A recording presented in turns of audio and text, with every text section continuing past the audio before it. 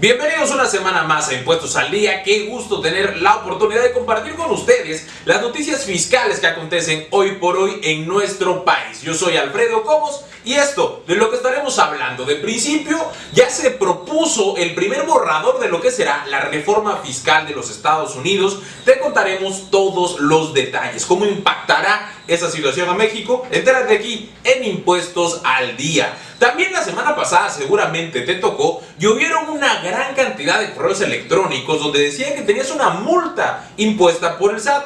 ¿De qué se trató todo eso? Te contamos en este programa. Y también hablaremos de que, bueno, estamos en pleno mayo, el mes del reparto de utilidades, ya acercándonos incluso al final del mes y con ello a la fecha límite para el pago de la PTU. Y el Centro de Estudios Fiscales, Innovación y Negocios nos preparó un reportaje especial acerca del origen y los antecedentes de la PTU. Y en el tema de los reportajes, también te preparamos uno acerca del gran respaldo que le están dando los tribunales colegiados de circuito al SAT en materia de combate a la evasión fiscal internacional. Por otro lado, quiero que sepas que en Durango se está llevando a cabo un acto quizás sin precedentes en nuestro país que todavía no está teniendo el impacto en los medios a nivel nacional. Pero resulta que un grupo de comuneros tomaron las instalaciones del SAT en la capital del estado para quejarse de lo que ellos consideran el cobro injusto de 40 millones de pesos de impuestos y por ende el embargo de las instalaciones dentro de las que ellos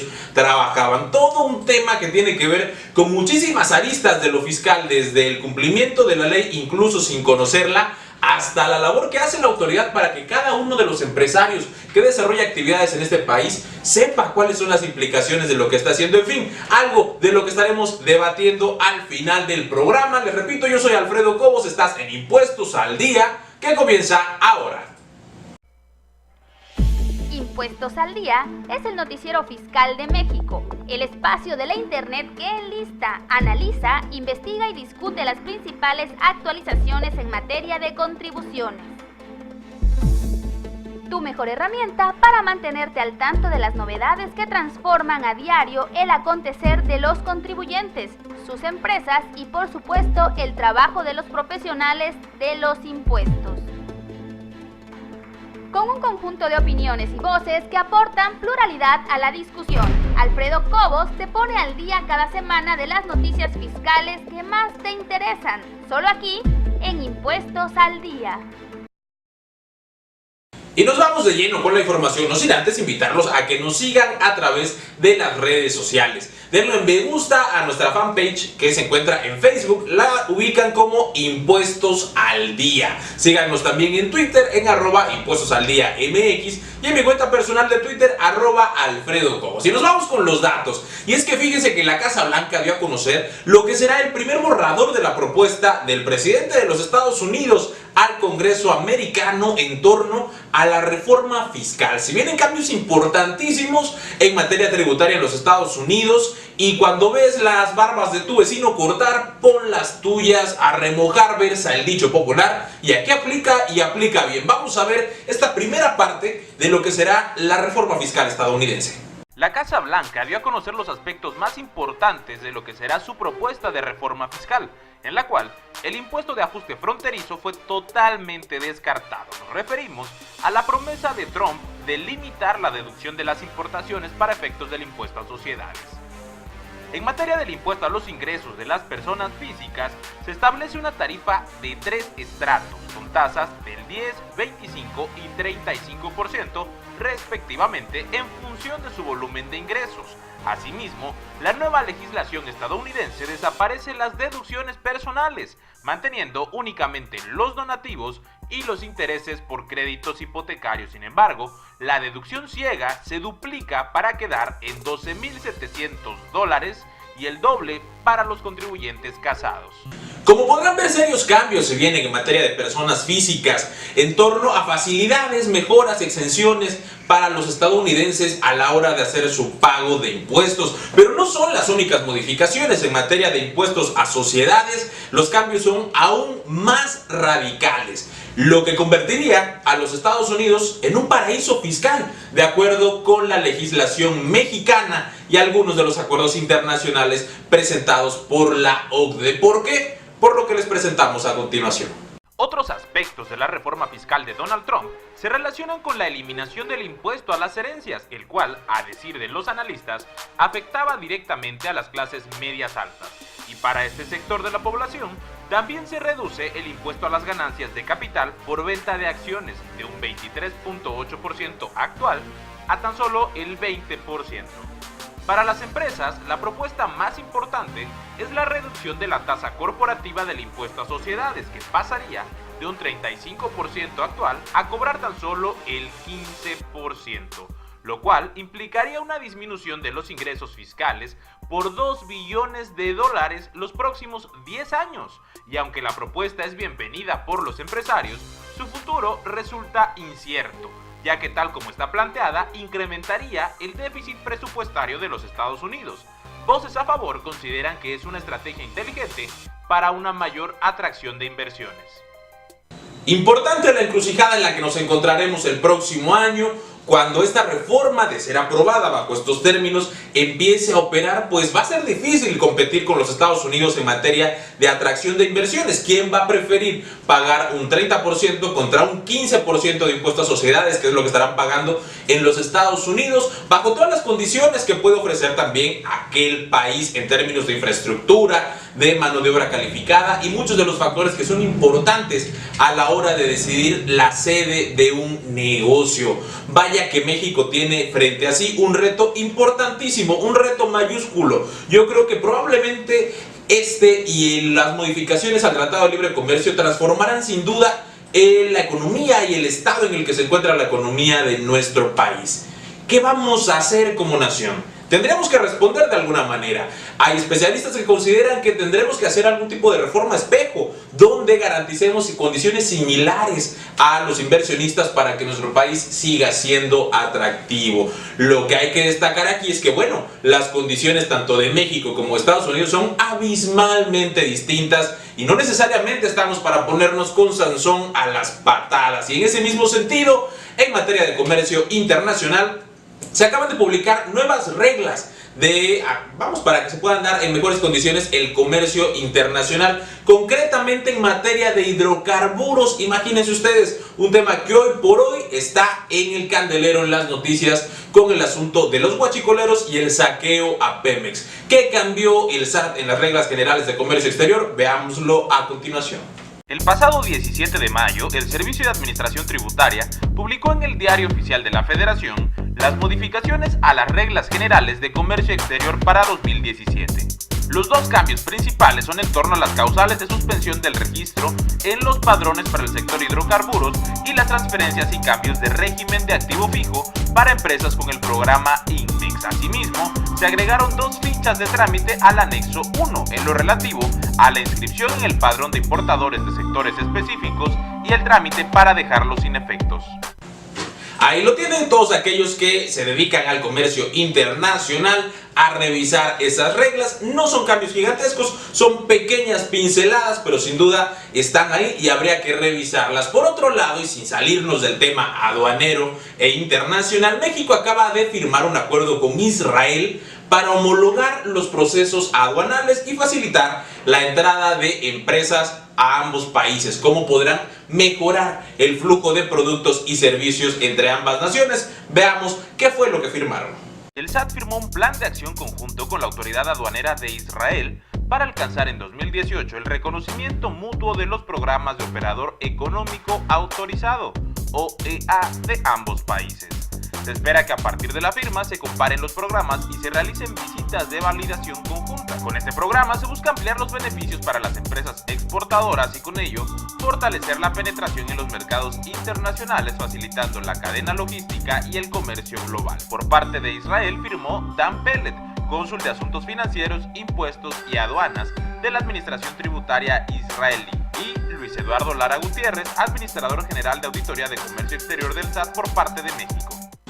Recordemos que México e Israel acaban de vivir una de las etapas más controvertidas en su relación diplomática en los últimos meses de 2016, al haber un conflicto entre el representante de México y los representantes de Israel en la UNESCO. por negarse o abstenerse de un voto que representaba intereses importantísimos para Israel en materia de la preservación de su patrimonio histórico. Entonces, pues quizá esta sea una forma de limar las asperezas. Y hablando de asperezas, la semana pasada corrió como pólvora por la internet una serie de correos donde nos informaban que teníamos una multa fiscal de alrededor de 70,000 pesos y que descargáramos ahí, dentro del propio correo, un documento en PDF donde venían los detalles específicos de esa multa. Evidentemente se trataba de un correo apócrifo, probablemente en el contexto del gran escándalo WannaCry en todo el planeta. Veamos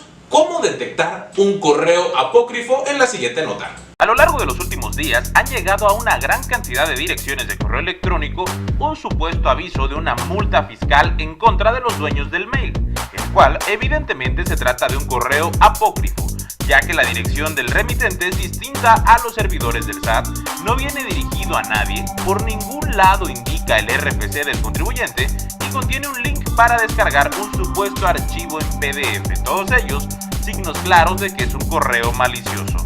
Recuerda que el SAT no distribuye software, no solicita ejecutar o guardar un archivo, ni requiere información personal, claves o contraseñas por correo electrónico. Si recibes algún mensaje de este tipo, no descargues ningún programa ni envíes información. Elimínalo de inmediato de tu bandeja de correo electrónico. Es probable que esta ola de mails esté relacionados con el famoso virus WannaCry, que tiene de cabeza a los sistemas informáticos de las empresas a lo largo y ancho del mundo. Importantísimo, no se dejen sorprender y estén muy atentos de las comunicaciones oficiales del SAT, que a partir prácticamente del mes pasado ya no se están haciendo por correo electrónico, sino a través del buzón tributario. Muy atentos y cuidado con este virus que se está propagando. México fue uno de los países más afectados. Vamos a ir a un corte y regresando les presentamos el reportaje especial de la PTU y nos vamos a sumergir un poquito en lo más profundo de la política, hablando de dos cosas que sin duda representan lo peor de la política mexicana: del Bester Gordillo y de un ridículo que se acaban de aventar un par de diputados en Nuevo León. Vamos y venimos.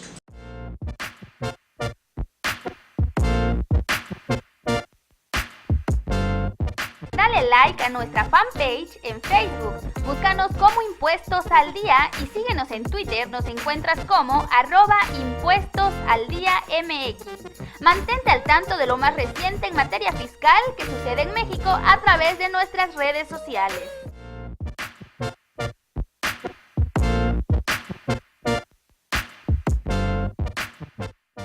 Ya estamos de vuelta, gracias por seguir en Impuestos al Día y lo decíamos en el bloque anterior, nos vamos a sumergir en lo más profundo y fangoso de la política mexicana. Resulta que el Bester Gordillo, ex dirigente vitalicia prácticamente del Sindicato Nacional de Trabajadores de la Educación, gana un amparo y resulta inocente, por lo menos sale absuelta por el delito de defraudación fiscal. ¿Y por qué digo que dirigente vitalicia? Después de la nota les cuento. Retomamos la nota de Diana Lastiri en el periódico El Universal, en la cual detalla cómo el Bester Gordillo, ex lideresa del Sindicato Nacional de Trabajadores de la Educación y hoy enemiga pública número 1 de México, fue absuelta de una acusación de fraude al fisco federal durante 2008. Según la nota de Lastiri, esta es la segunda acusación de fraude que el Bester logra vencer. Sin embargo, continuará presa por un juicio pendiente en su contra por lavado de dinero. Fue el cuarto tribunal unitario en materia penal en la Ciudad de México el que absolvió a la ex lideresa del delito de fraude fiscal equiparado por un total de 2.199.000 pesos, del cual se le acusaba por parte de la Procuraduría General de la República y la Secretaría de Hacienda y Crédito Público. Ahí está el Bester Gordillo. Cabe decir que para los sospechosistas resulta sorprendente o coincidente que justo después de haberse pronunciado supuestamente desde la cárcel en favor de la candidata de Morena al gobierno del Estado de México, Delfina Gómez, el Bester gana este juicio. ¿Es acaso un pago para que no mueva, porque la sigue moviendo, las grandes huestes del Sindicato Nacional de Trabajadores de la Educación en favor o en contra de uno u otro partido político? Vaya, que tenemos problemas en ese sentido. Pero cambiemos de tema, vámonos a algo un poco más agradable. El Centro de Estudios Fiscales, Innovación y Negocios, el CEFIN, nos preparó este interesantísimo reportaje acerca del origen y los antecedentes de la PTU en este pleno mes de mayo, que ya está a punto de concluir. Si no has hecho el pago de PTU en tu empresa, bueno, tocará hacerlo aquí. ¿Cómo surge el pago de utilidades?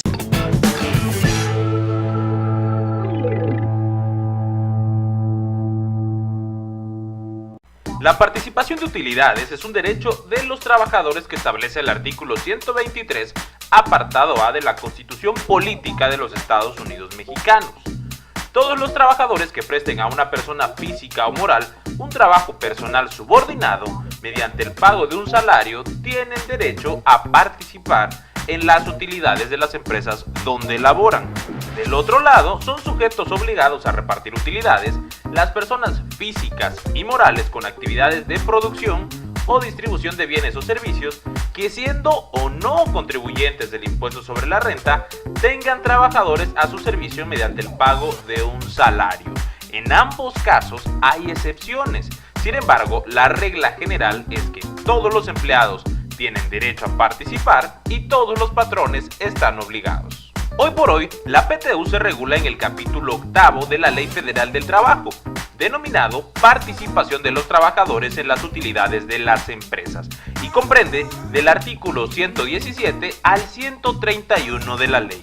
Sin embargo, los antecedentes de la PTU y su regulación en México datan de hace mucho tiempo. El primer antecedente oficial de regulación de la PTU en nuestro país está en un discurso pronunciado por el legislador Juan Ignacio Paulino Ramírez Calzada, alias el Nigromante, un importante pensador mexicano que ha sido prácticamente eliminado de la historia oficial, y lo pronunció el 7 de junio de 1856. En su discurso concretamente dice que así es que el grande y el verdadero problema social es emancipar a los jornaleros de los capitalistas. La resolución es muy sencilla y se reduce a convertir en capital el trabajo. Esta operación, exigida imperiosamente por la justicia, asegurará al jornalero no solamente el salario que conviene a su subsistencia, sino un derecho a dividir proporcionalmente las ganancias con todo empresario.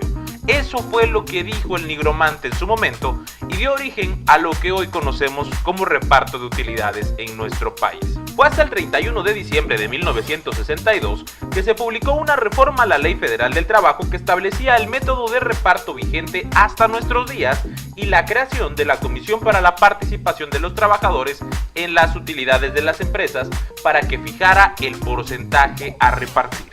Esta comisión no es un órgano permanente, sesiona cada cierto tiempo para revisar el porcentaje que no ha cambiado desde su implementación inicial. La última reunión que tuvieron fue el 3 de febrero de 2009, donde determinaron continuar repartiendo un 10% de las utilidades. Ante el nuevo orden global de la economía y la competitividad de los negocios internacionales, la PTU representa para México una barrera para la competitividad. A nivel internacional es considerado como un impuesto que no es replicado prácticamente por ningún otro país. Hoy por hoy las condiciones de la economía mexicana son muy distintas a las de 1962, cuando se regula por primera vez la PTU, y las condiciones del mercado laboral también lo son. Si bien no ha cambiado la necesidad de establecer un método para que se consiga la justicia social entre patrones y trabajadores, quizá la PTU sea ya un concepto del pasado, que por evitar el costo político de eliminarlo, nuestras autoridades no han revisado a profundidad. Mientras tanto, sigue siendo un derecho de los trabajadores y por tanto está en la ley y debe cumplirse. Ahí lo tienen, le agradecemos al Centro de Estudios Fiscales, Innovación y Negocios, el CEFIN, por esta información, y si quieren conocer más de ellos, visiten su página en Facebook. También podrán encontrar un enlace dentro de nuestra página en www.cgconsultores.pyme.com.mx. Y no nos salimos de la política, ahora hablaremos de un par de diputados locales en Nuevo León que se aventaron digamos que un escándalo, pero también una muestra clara de su incapacidad política y del poco conocimiento de las leyes fiscales. Resulta que un diputado de Movimiento Ciudadano se entera que al líder de la bancada panista, el SAT le impuso una multa, vaya que ya eso de por sí es escandaloso. Le impone una multa y a este se le ocurre citarlo en el SAT para que públicamente haga el pago de esa multa y soliciten que sean auditados. Obviamente el panista no acude y aquí los detalles de ese penoso momento que se aventaron los diputados usando para intereses políticos la figura del Servicio de Administración Tributaria. Imagínense usted. Vamos a verlo. De acuerdo con una nota de Ricardo Alanís en la edición de Milenio Monterrey, el coordinador de la bancada del PAN en el Congreso del Estado de Nuevo León, Arturo Salinas, dejó plantado a Samuel García, diputado de Movimiento Ciudadano, en las instalaciones del SAT en Monterrey, en las que el legislador de Movimiento Ciudadano había citado al panista para que públicamente pagara una multa impuesta por el Servicio de Administración Tributaria a este y de paso pedirle al SAT que ambos fueran auditados, pero el panista no acudió. Ante la inasistencia de Salinas, mientras permanecía en las instalaciones del SAT, Samuel García lo calificó de cobarde y denunció presuntas anomalías con las que se habría enriquecido el diputado del PAN. ¿Qué le parece este par de joyas de la legislatura de Monterrey? Vaya que es una situación que nos da mucho en qué pensar. Uno, un diputado deudor del fisco que no paga sus impuestos y por esa razón es multado. Y el otro, válido de la ocasión, que desconoce cómo se pagan las multas ante el fisco federal, pues le dice, ven, vamos a pagarle a la caja del SAT. ¿De qué se trata? No estemos jugando. Vamos a un corte y regresamos con más en Impuestos al Día.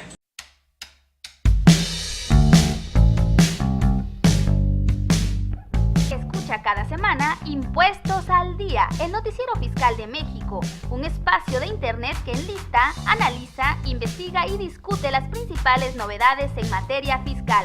Alfredo Cobos te pone al día cada semana de las noticias fiscales que más te interesan. Síguenos online con un capítulo de estreno cada lunes a las 9 de la mañana, disponible en iVoox, iTunes y nuestra fanpage en Facebook. Nos encuentras como Impuestos al Día.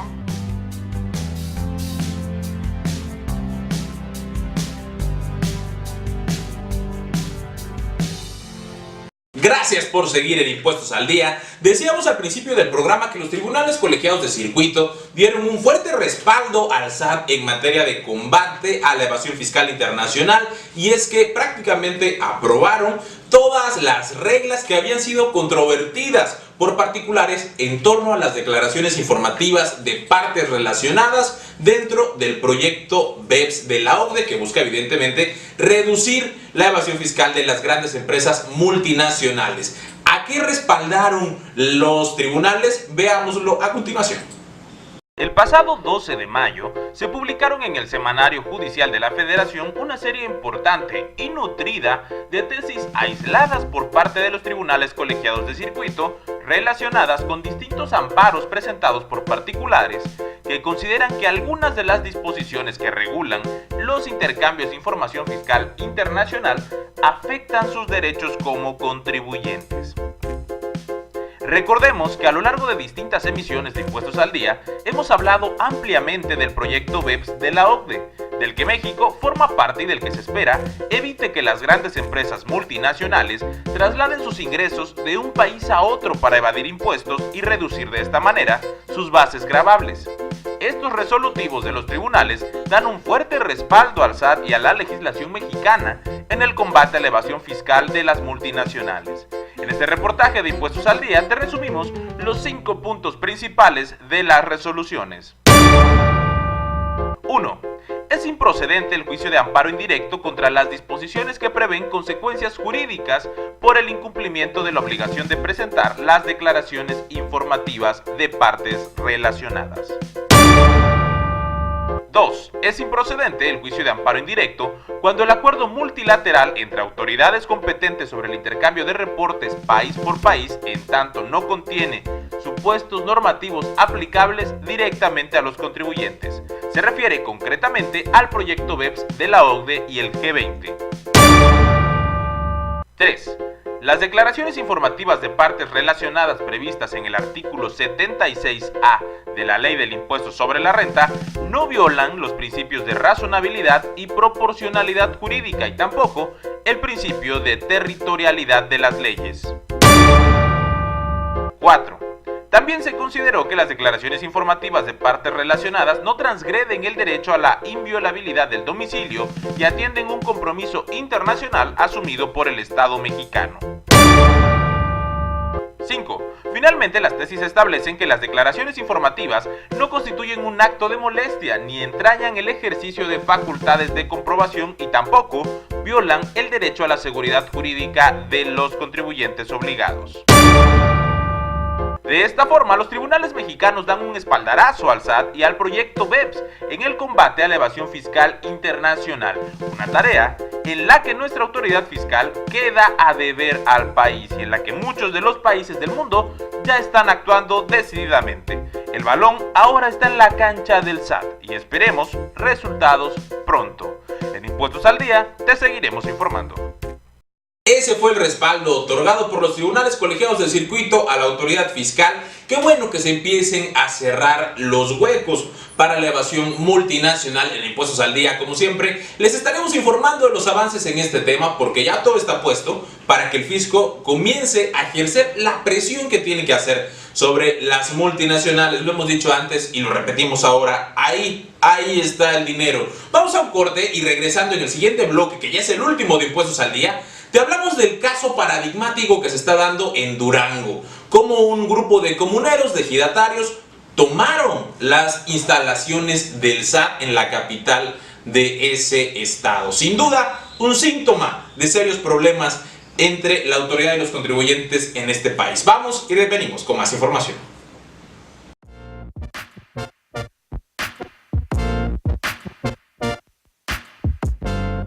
Dale like a nuestra fanpage en Facebook, búscanos como Impuestos al Día y síguenos en Twitter, nos encuentras como @ImpuestosAlDíaMX.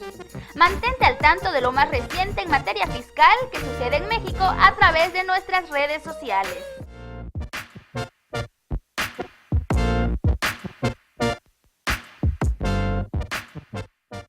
Comuneros indígenas del ejido de San Bernardino de Milpillas Chico, municipio de Pueblo Nuevo, en Durango, mantienen ocupadas las oficinas del Servicio de Administración Tributaria en la capital de ese estado, debido a que la autoridad ordenó el embargo de un aserradero por no haber pagado 40 millones de pesos de impuestos, monto que los campesinos califican de robo, de acuerdo con una nota de Saúl Maldonado en el diario La Jornada.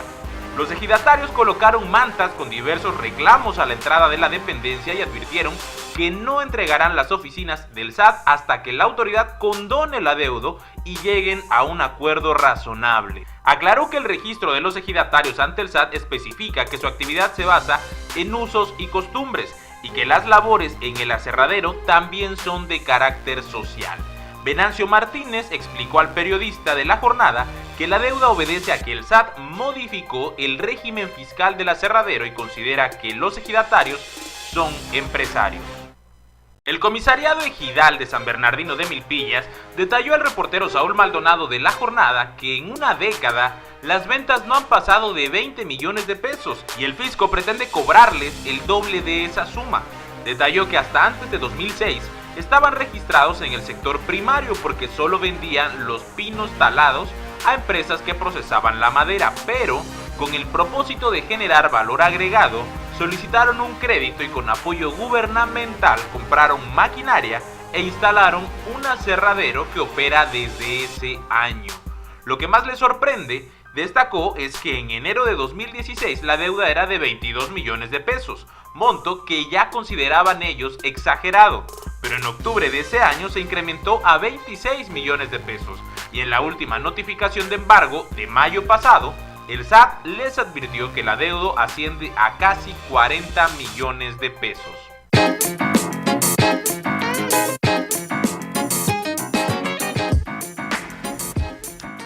Acabas de escuchar Impuestos al Día, el noticiero fiscal de México con Alfredo Cobos. No te pierdas cada lunes a partir de las 9 de la mañana, disponible por internet a través de iVoox, iTunes y nuestra fanpage en Facebook. Nos encuentras como Impuestos al Día y dale me gusta. En Twitter síguenos en @impuestosaldía. Puedes encontrar más de este y otros contenidos en www.cgconsultorespyme.com.mx y en nuestro canal de YouTube, CG Consultores Pyme. Suscríbete y no te pierdas ninguna novedad.